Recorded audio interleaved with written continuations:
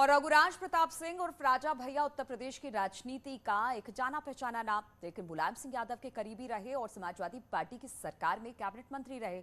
राजा भैया को अखिलेश यादव नहीं जानते हैं। अखिलेश ने खुद ये बात कही है। अखिलेश के रुख को देखकर साफ लग रहा है कि वो राजा भैया से बेहद खफा है।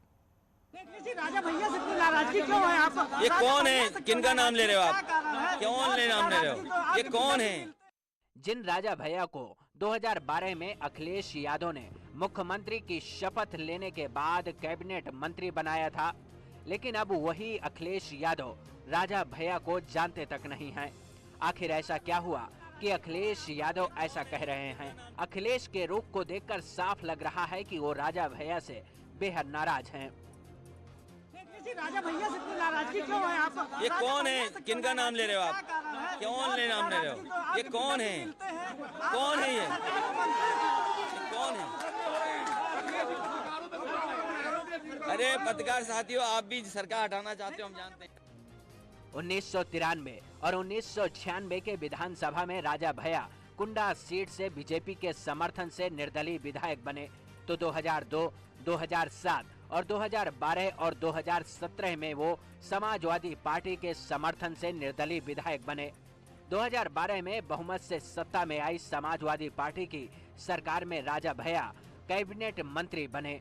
बीते कुछ सालों में ऐसा क्या हुआ कि अखिलेश यादव इतने नाराज हो गए कि पहचानने से इनकार कर रहे हैं?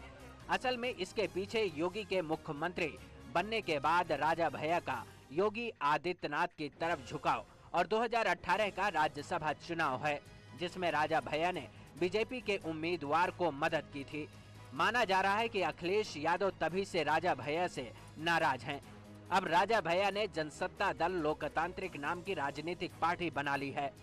ऐलान किया है कि यूपी की करीब 100 सीटों पर चुनाव लड़ेंगे। पिछले दिनों में उनकी शिवपाल यादव से मुलाकात हुई थी और मुलायम सिंह यादव के जन्मदिन के बाद राजा भैया 25 नवंबर को उनके घर मिलने गए थे। तभी से ये कयास लगाए जा रहे थे कि राजा भैया के पार्टी का समाजवादी पार्टी से गठबंधन हो सकता है। अटकलें इसलिए लगाई जा रही थी क्योंकि अखिलेश यादव छोटे दलों से गठबंधन कर रहे हैं। आदरणीय नेताजी का जन्मदिन था, जो कोविड के 2 वर्षों के बाद मनाया गया। उसमें हम उपस्थित नहीं रह पाए और हर जन्मदिन पे आते हैं, उनको प्रणाम करते हैं। तो ये शिष्टाचार भेंट है और हमेशा होती रही, हमेशा होती रहेगी। अच्छा, इसके अलावा इसके और कोई निहितार्थ आप लोग न निकालिए। अखिलेश के बयान पर राजा भैया की क्या प्रतिक्रिया होगी, इसका इंतजार रहेगा। शिवपाल यादव की पार्टी पीएसपी समेत तमाम छोटे दलों से गठबंधन कर रहे अखिलेश के रुख से साफ है कि राजा भैया से वो दूरी बनाए रखेंगे। Bureau report, network 18। और आज से संसद का शीतकालीन सत्र शुरू हो रहा है। आज लोकसभा में 3 कृषि कानून सुधार कानून वापस लेने वाले बिल पेश किए जाएंगे। केंद्रीय कृषि मंत्री नरेंद्र सिंह तोमर ने इसको लेकर प्रस्ताव पेश करेंगे। सत्र शुरू होने से पहले प्रधानमंत्री मोदी मीडिया से भी बातचीत करेंगे। अगर पूरे सत्र की बात करें तो करीब 30 विधेयक इसमें पेश किए जाने हैं। इसमें आर्थिक सुधार से जुड़े सबसे ज्यादा बिल होंगे।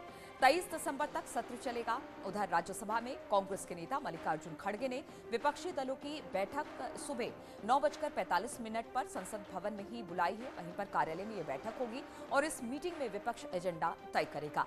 इस मीटिंग में टीएमसी को भी बैठक के लिए बुलाया गया है। उधर लोकसभा में कांग्रेस के नेता अधीर रंजन चौधरी और चीफ विहिप के सुरेश राणा ने कहा कि कार्य स्थगन नोटिस महंगाई पर चर्चा कराए जाने को लेकर नोटिस दिया गया है।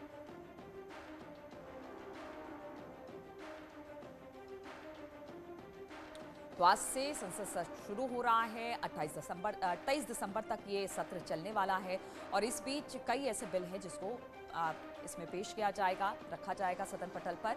30 ऐसे विधेयक हैं जिनको रखा जाना है। इसके अलावा अगर कृषि सुधार कानून की बात की जाए तो उसे भी आज रखा जाएगा कृषि मंत्री की तरफ से, लेकिन उससे पहले प्रधानमंत्री मीडिया से आज रूबरू होने वाले हैं। इसके बाद विपक्ष की तरफ से भी एक बैठक बुलाई गई है। और रुकेंगे यहाँ पर छोटे से ब्रेक के लिए, फौरन लौट